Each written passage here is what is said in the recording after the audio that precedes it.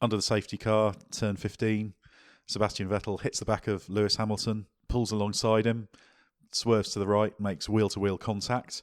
After the race, Hamilton said that Vettel disgraced himself. Vettel complained about Hamilton brake testing. It's quite an extraordinary sight to see. So what did you make of that whole incident? Well, as it was unfolding, I did think that Hamilton, didn't do the right thing. You're coming off that corner and basically you're going very slow there.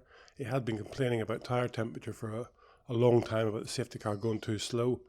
So to sort of stop, or more or less stop, seemed the wrong thing. So, I thought he brake tested Vettel, and, it's a surprise whenever you're driving that close to someone and you're doing, I don't know what it would be, 30, 40 mile an hour really around there. You're expecting somebody to accelerate, and they didn't. So if you just touch the throttle in one of these cars, the 5 meters or something between the two of you it's gone in a millisecond. So, for Vettel, I think it was a big surprise, and obviously he ran into the back of him, damaged his front wing, and then the red mist comes down. So, pulling up beside him, waving the fist was one thing. Maybe that's okay. Turning into maybe that was just a bit too much, to be honest. So, in my opinion, at the beginning of the process, Hamilton definitely slowed in an area where it caught Vettel by surprise. But then Vettel was wrong to do what he did. But at the end of the day, the race is many factors. There's many people hitting each other as we saw through the whole race. And the championship has been, I suppose, between Vettel and Hamilton so far this year has been lovey-dovey. It ain't going to be lovey-dovey anymore, which is probably good for us sitting watching it on TV. It says a lot about the intensity and the pressure that this happened, because Vettel did, to an extent, crack when that happened. They were lucky both got away with what happened. Vettel more so, because obviously he was the one that caused the incident. But I guess it's worth breaking down, because at the point Hamilton was doing what he did in turn 15, the safety car lights are off. At that point, the 10 car length rule is out the window and the leader can control the pace. We had the fact that in the previous restart, he'd been warned by the team that it was a bit marginal with the safety car line and the passing the safety car. Lewis did actually say he didn't feel it was close. And in fact, after the race, he reiterated that. So I don't know that he was too worried about that, but he was obviously had that in mind and maybe wanted to give a bigger gap. Vettel had made a poor restart previously. So I imagine he was thinking, right, got to stay close, got to stay close, got to stay close. And obviously the leader can control the pace at that point. So although he still was on the brake, so in that regard, yeah, he was braking when Vettel expected him to be accelerating. But the leader's allowed to do that at that point, isn't he? Yeah, the leader is allowed to do that. I mean, I've always felt that the safety car rule is a bit strange. They always complain about brake temperatures and tyre temperatures, and we saw it influencing some of the other restarts from the safety car this weekend. I've always thought that the lead driver should become the safety car. And basically he's in contact by radio. We hear a lot of radio now. If he was in contact by radio to his team and to the FIA as such, then he could be told where there is dangerous areas.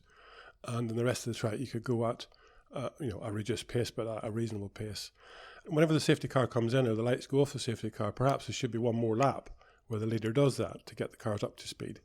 Because, as we saw yesterday, the race was a bit of a mess. It never really got going, to be honest.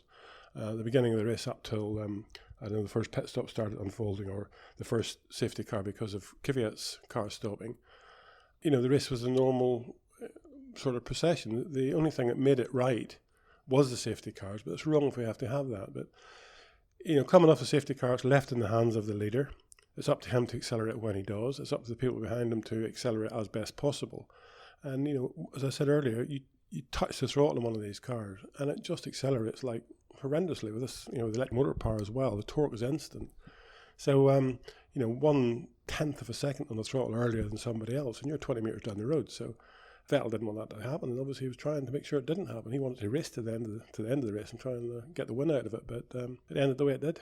Now, looking at the various wars of words that were going on after, let's deal with them in sequence. Vettel said that he felt Hamilton should have been penalised for what he called a brake test. Obviously, Hamilton didn't get penalised for that. Personally, I don't really think there's anything to punish him for there. Would you agree with that? Yeah, looking at it, relatively, what Hamilton did to Vettel was a lot less than what Vettel did to Hamilton. So Hamilton did to Vettel what he needed to do to try to get off that safety car situation as best possible and disrupt the people behind him as best possible, which is what you try and do. So from my point of view, initially I thought, well, he brake tested him, but the FIA have looked at the data and they say he didn't brake test him, he didn't speed up, he didn't slow down. They have more data to look at than I have. That end result was what Hamilton did wasn't that detrimental. whereas what Vettel did to Hamilton was, well, you could call it preconceived, but it is the red mist. It's the heat at the moment. Well, certainly, I imagine it's one of those things that you do, and in the cold light of day, you'll think, well, that was pretty stupid, because you could very, very easily have, well, it could easily have been both with suspension damage. Vettel could easily have had suspension damage, and Hamilton gone on to win, and that would have been the worst case scenario. The penalty that Vettel got, which was a 10-second stop-go penalty, effectively that's about 30 seconds with the traversing the pit lane time.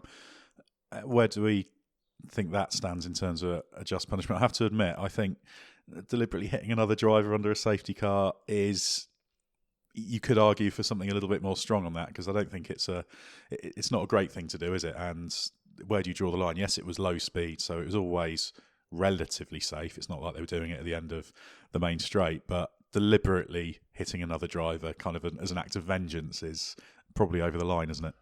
Yeah, it is over the line. Penalties are penalties, whether they're right or wrong. Obviously, time evolves to a better solution, hopefully, of penalties. Is a 10-second stop and go, add it onto your pit lane time. Personally, I think the penalty was there. It would have been adequate. And the reason that Lewis Hamilton didn't think it was adequate was quite simply because his headrest came undone and he had to do a pit stop. If he hadn't had to stop, he'd have been home and dry and very happy with life. But he had to stop for a completely different reason. So you've got to be a little bit careful, because we, the viewing public, all want to see racing. And the more penalties you have for people and putting them backwards on the grid and all sorts of stuff, the racing's being taken away for the correct reasons, but the racing's being taken away. This championship battle, we want to see Lewis Hamilton and Sebastian Vettel going into the last race of the season, maybe a couple of others if possible, but definitely those two going into the last race of the season, still not knowing who's won the championship. And so if the penalties become too draconian, it's going to happen from time to time, then you can take away the good racers very, very easily. And I know they shouldn't do it, but at the end of the day, the racing is what it's about. We should be out there on the track. They should be, showing us their potential performance and how they would race in a situation like that. And again, going back to the incident, it would have been lovely to have seen that incident not happen and the two of them racing side by side, down into turn one or whatever it is, off that safety car, just to see, a real race, because we haven't still seen that real race yet. This season, 8 races in now, we haven't seen that real race yet between the two of them, just a real good tank slapper going on.